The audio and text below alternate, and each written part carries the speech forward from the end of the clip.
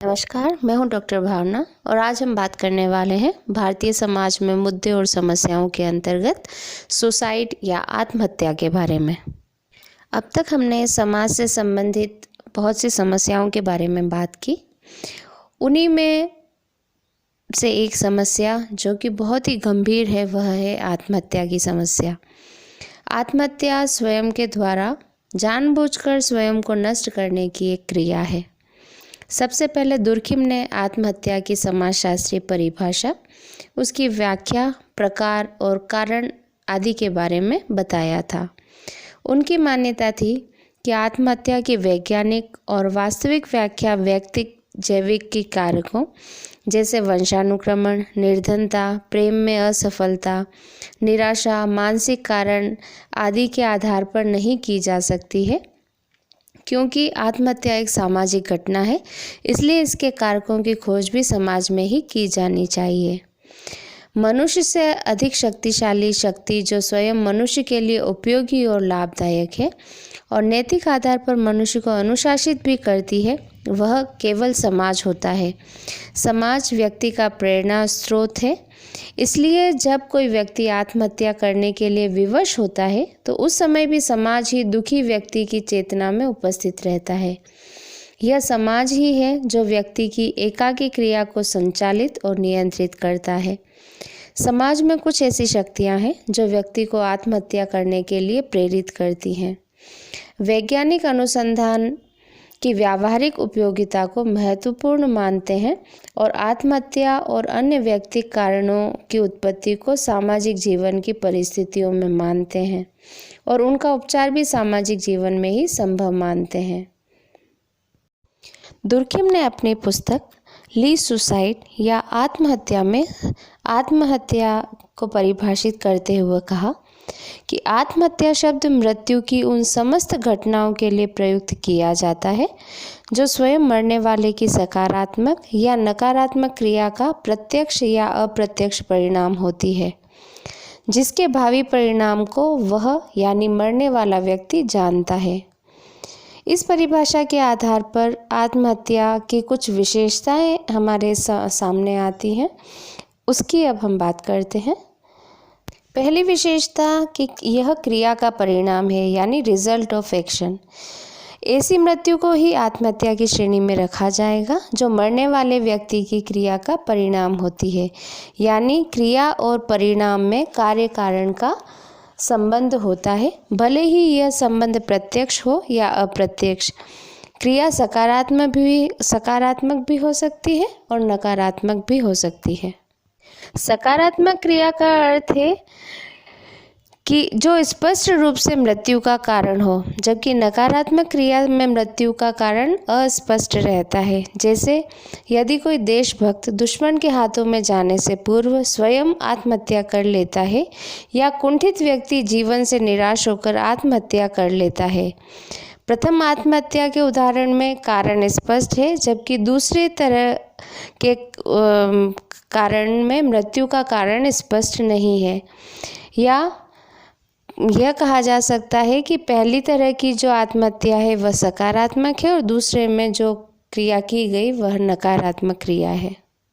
आत्महत्या की एक विशेषता यह है कि यह एक तार्किक क्रिया है, यानी व्यक्ति आत्महत्या सोच समझकर और इच्छापूर्वक करता है और अपनी क्रिया के परिणाम को भी जानता है। जैसे कोई व्यक्ति डूबने की इच्छा से पानी में गिरता है तो यह आत्महत्या का उदाहरण है, लेकिन वह व्यक्ति अनजाने या धोखे से पानी में गिरकर डूब जाता है तो यह दुर्खिम के अनुसार आत्महत्या नहीं है। कहने का अर्थ यह है कि वही मृत्यु आत्महत्या की श्रेणी में आती है जिसमें व्यक्ति क्रिया के परिणाम को जानते हुए भी आत्महत्या करता है। इसी कारण दुर्खिम ने बलिदानों को भी आत्महत्या में सम्मिलित किया है। आत्महत्या की एक अन्य विशेषता यह है कि व्यक्ति क्रिया के परिणाम से अवगत होता है, यानी व्यक्ति यह जानता है कि वह जो क्रिया कर रहा है उसका परिणाम क्या होगा, फिर भी वह जानबूझकर सोच समझकर वही कार्य करता है। दुर्खिम के अनुसार यदि कोई विद्वान अपने अध्ययन के प्रति बहुत अधिक सावधान रहने के कारण अपने भोजन की उपेक्षा करता है और बहुत परिश्रम के कारण मृत्यु को प्राप्त हो जाता है, तो यह भी आत्महत्या है, क्योंकि अधिक परिश्रम और कम भोजन की उपेक्षा ने उसे इतना अधिक थका दिया कि वह जीवित न रह सका और उसकी मृत्यु हो गई। यानी उसे पता था कि जीवित रहने के लिए भोजन की आवश्यकता है, फिर भी वह भोजन नहीं कर रहा था। तो यह जानबूझकर किया गया एक कार्य है, जिसके परिणाम से व्यक्ति अवगत होते हुए भी उसी कार्य को करता है, तो यह आत्महत्या की श्रेणी में आएगा। आत्महत्या की एक और विशेषता है कि यह एक सामाजिक तथ्य है। दुर्खिम का मानना है कि आत्महत्या व्यक्तिगत मनोवैज्ञानिक नहीं है, बल्कि यह एक ऐसा तथ्य है जो अपना स्वतंत्र अस्तित्व रखता है और जिसकी पृथक प्रकृति है जो सामाजिक है। यह कोई व्यक्तिगत या अचानक होने वाली घटना नहीं है। इसका उदाहरण देते हुए दुर्खिम की मान्यता है कि समाजों में होने वाली आत्महत्याओं की वार्षिक दर में कोई विशेष परिवर्तन नहीं होता है। यह तो समाज की दशाओं से संबंधित है। यह व्यक्तियों की आकस्मिक क्रियाओं से संबंधित नहीं है, बल्कि देश के राष्ट्रीय स्वभाव से संबंधित है। दुर्खिम ने आत्महत्या में उन्हीं तथ्यों को स्वीकार किया है जिनके कोई सामाजिक परिणाम अवश्य होते हैं। व्यक्तिगत दशाएं भी अलग अलग व्यक्तियों को आत्महत्या के लिए प्रेरित कर सकती हैं, लेकिन ये किसी बड़े समूह में आत्महत्या की प्रवृत्ति को जन्म नहीं देती, यानी उनके कोई सामाजिक परिणाम नहीं होते हैं, इसलिए उन्हें मनोवैज्ञानिक से संबंधित माना जाएगा। समाजशास्त्र से उनका संबंध नहीं है, किंतु जब आत्महत्या के कारण समूह को प्रभावित करते हैं तभी उनका अध्ययन समाजशास्त्र से संबंधित होता है और समाजशास्त्रियों को इसका अध्ययन करना चाहिए। दुर्खिम ने कुछ असामाजिक कारकों को भी आत्महत्या के लिए उत्तरदायी माना है। इसे उन्होंने 2 भागों में विभाजित किया, मनोजैविकीय कारक और प्राकृतिक कारक। मनोजैविकीय कारक भी 2 प्रकार के बताए, मनोविकृत दशाएं और सामान्य मनोजैविकीय दशाएं। इनके आधार पर उन्होंने यह बताने का प्रयास किया है कि कुछ मनोजैविकीय और प्राकृतिक कारक भी होते हैं जो व्यक्ति की शारीरिक और मानसिक स्थितियों को प्रभावित करते हैं और उनके कारण भी व्यक्ति आत्महत्या करने के लिए प्रेरित होता है। दुर्खिम के अनुसार मनोविकृत अवस्थाएं आत्महत्या के असामाजिक कारक हैं, क्योंकि आत्महत्या को सामान्य रूप से मनोवैज्ञानिक और जैविकीय कारकों के आधार पर देखा जाता है, किंतु कुछ विद्वानों के अनुसार प्राकृतिक पर्यावरण भी आत्महत्याओं के लिए उत्तरदायी होता है। दुर्खिम का मानना है कि संभव है कि कुछ व्यक्तियों की शारीरिक और मानसिक स्थिति प्रत्यक्ष रूप से उन्हें आत्महत्या करने के लिए प्रेरित करती हो, या यह भी हो सकता है कि जलवायु, तापमान या पर्यावरण संबंधी तत्व भी अप्रत्यक्ष रूप से व्यक्ति को आत्महत्या करने के लिए प्रेरित करते हों। लेकिन दुर्खिम के अनुसार मनोवैज्ञानिक और प्राकृतिक स्थितियों में आत्महत्या की वास्तविक प्रेरक शक्ति नहीं होती। वह प्रेरक शक्ति तो सामाजिक दशाओं में ही होती है। दुर्खिम ने मनोजैविकीय कारकों में मानसिक विकृतियों और सामान्य जैविकीय कारकों का आत्महत्या के साथ संबंधों को स्थापित करने वाले सिद्धांतों का विश्लेषण किया है। इसमें उन्माद और आत्महत्या। दुर्खिम के अनुसार उन्माद या पागलपन एक बीमारी है। इस रोग की मात्रा अलग अलग समाजों में अलग अलग होती है। उन्माद को मानसिक अलगाव या मेंटल एलिनेशन कहा जा सकता है। दुर्खिम ने आत्महत्या को उन्माद का परिणाम वाले विद्वानों के सिद्धांतों का परीक्षण किया। इनमें 2 सिद्धांत हैं। एस्क्विरोल के अनुसार आत्महत्या मानसिक अलगाव की सभी विशेषताओं को प्रकट करती है। एक व्यक्ति उन्माद की अवस्था में ही आत्महत्या करने का प्रयास करता है और आत्महत्या करने वाले मानसिक अलगाव के रोगी होते हैं, जबकि वार्डिन ने आत्महत्या को ही विशेष प्रकार का उन्माद बताया है। वार्डिन के अनुसार प्रत्येक आत्महत्या एक उन्माद है और प्रत्येक आत्महत्या करने वाला उन्मादी या पागल है। दुर्खिम ने उन्माद से संबंधित आत्महत्याओं के 4 प्रकार बताए हैं। पहला है उन्मत्त आत्महत्या। इस प्रकार की आत्महत्या मतिभ्रम या विभ्रांति के कारण होती है। रोगी किसी काल्पनिक भय या अपमान से बचने के लिए आत्महत्या कर लेता है। कभी कभी व्यक्ति ऐसा अनुभव करता है कि कोई रहस्यात्मक शक्ति या मायावी शक्ति उसे मरने की आज्ञा दे रही है और आदेश का पालन करने के लिए वह आत्महत्या कर लेता है। वास्तव में इस प्रकार की आत्महत्या उन्माद के रोग के कारण होती है। विभिन्न प्रकार की भावनाएं रोगी के मस्तिष्क को प्रभावित करती हैं। इसी विचार में आत्महत्या का विचार उसको आता है और यदि आत्महत्या का विचार एक बार में सफल नहीं हो पाता तो व्यक्ति वापस उस विचार को ही त्याग देता है। इस प्रकार उन्माद की स्थिति में की जाने वाली आत्महत्या उन्माद का ही परिणाम है। दूसरा है अवसादपूर्ण आत्महत्या। अत्यधिक निराशा, शोक या दुख के कारण आत्महत्या होती है।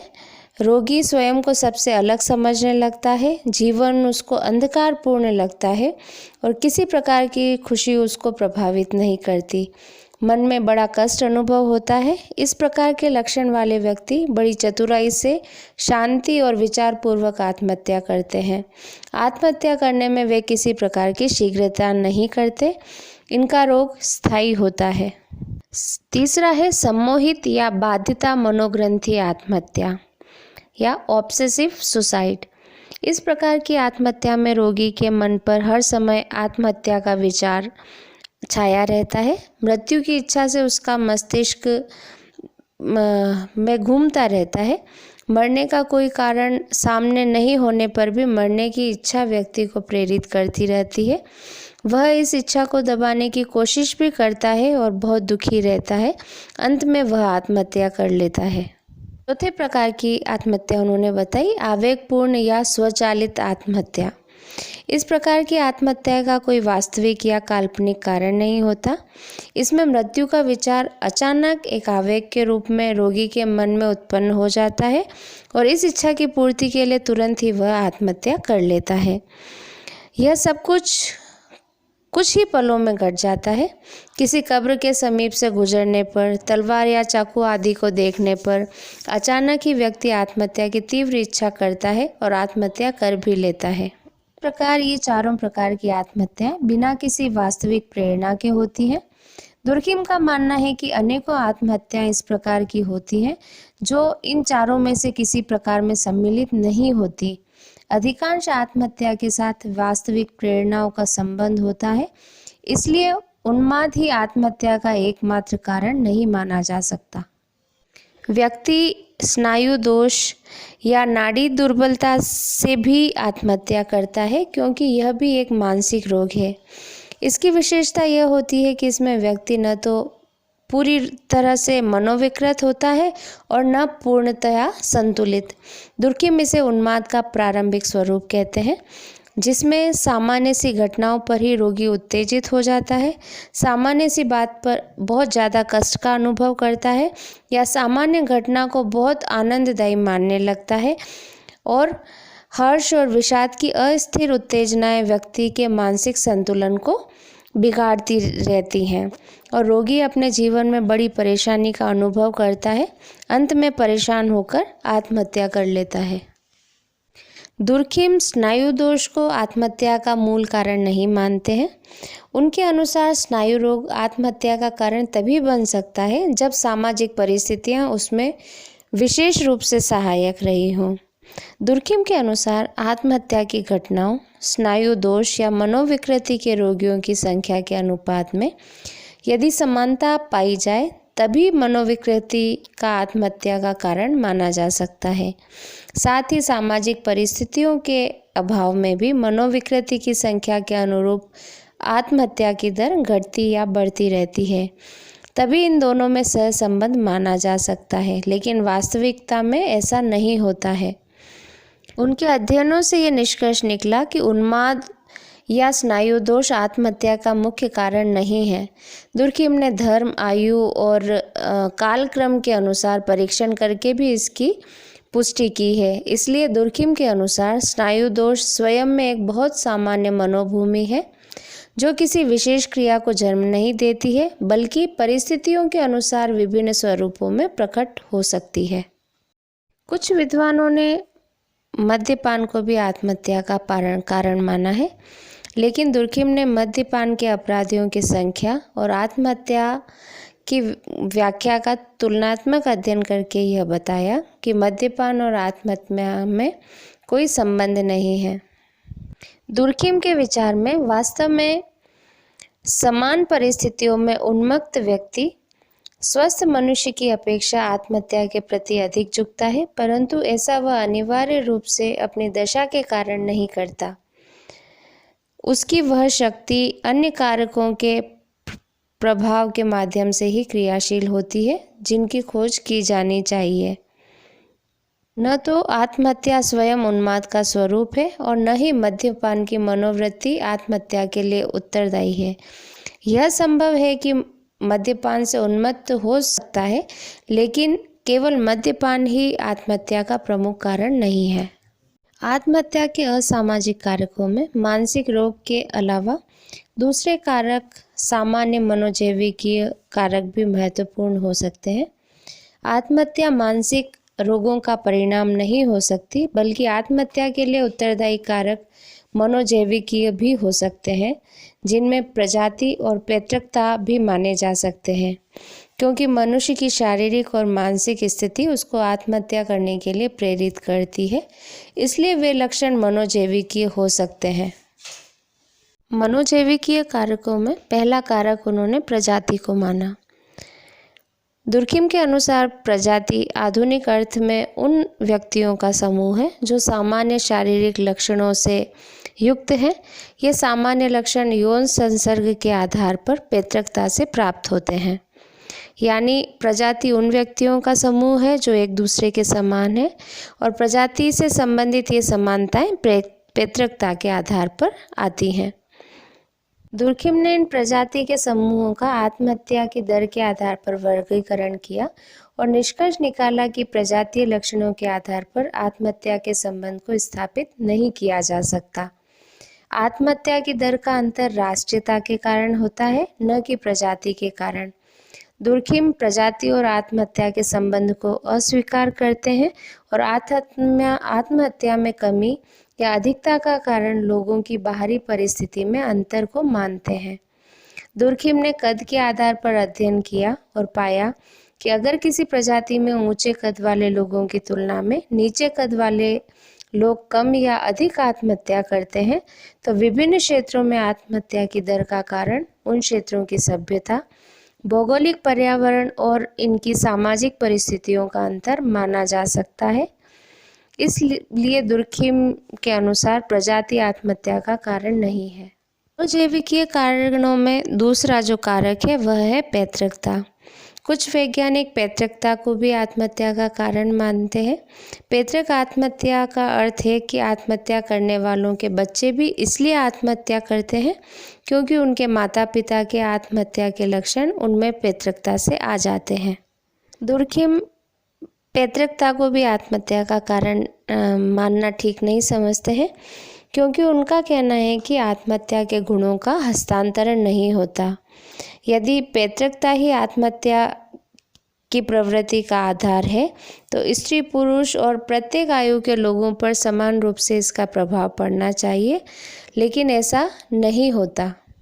इसलिए दुर्खिम का ये मानना है कि न तो प्रजातीय लक्षण और न ही पैतृकता आत्महत्या का कारण होता है, बल्कि मनोवैज्ञानिक प्रवृत्तियां भी सामाजिक परिस्थितियों के संदर्भ में ही आत्महत्या के लिए उत्तरदायी होती हैं। आज के इस वीडियो में इतना ही। आत्महत्या के दूसरे कारकों के बारे में और उससे आगे उसके प्रभाव और उसे रोकने के उपायों के बारे में अगले वीडियो में बात करेंगे।